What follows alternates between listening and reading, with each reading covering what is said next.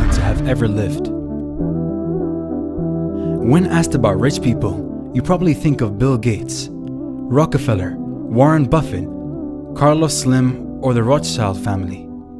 But according to historians, the richest man to have ever lived was an Islamic Malian king named Mansa Musa. Mansa meaning king. Mansa Musa ruled over the Malian Empire of Mali from 1312 till 1337 and caught the attention of Europeans and Arabs after his renowned Hajj, Islamic pilgrimage, to Mecca in 1324. During this, Mansa Musa's fortune was estimated at $400 billion and caught the eye of many beyond the countries he visited.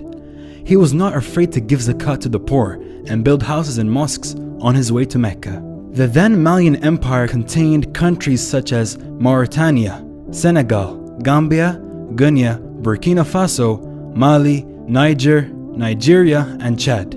This enormous empire stretched up to 2,000 miles from the Atlantic Ocean in the west to Lake Chad to the east of its borders. As a devoted Muslim, Mansa Musa prepared his pilgrimage soon after he took his position from Abu Bakr in 1312. During these preparations, which took years, Mansa Musa used the knowledge and resources from his rich land. Through Malian scholars who helped plan the pilgrimage, finally, in 1324, he took up to 1,000 servants, some say 60,000 with him. They had more than 80 camels loaded with 300 pounds of gold and other needed goods with them for the trip of over 4,000 kilometers. Mansa Musa had 1,200 slaves with him, each carrying a golden adorned staff. During his voyage, he stopped in the Egyptian cities, Alexandria and Cairo, where he attracted the Arabs and Europeans' interest. Due to his act of kindness, it is said that he gave away most of his gold to whom he met, especially to the poor on the streets of Cairo and Alexandria. But he also helped building mosques each Friday on his way to Mecca. His act of kindness was felt years later in Egypt. Soon, Mansa Musa was a known man in the Arab world and in Europe.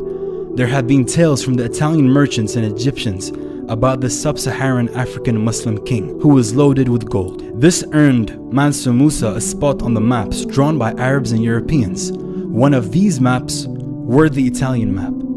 Coming back home, Mansa Musa brought with him Arab scholars, architects, and bureaucrats to help him build the historic building we now have in Gayo and Timbuktu.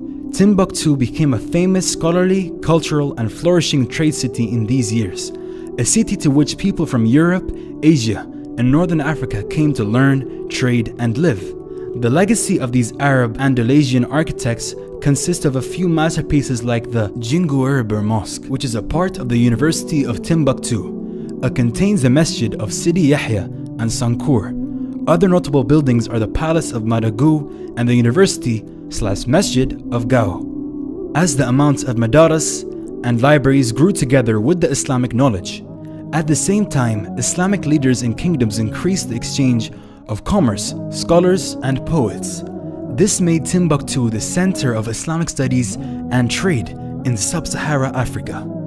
After Mansa Musa's death in 1337, his son Maghan I became Mansa.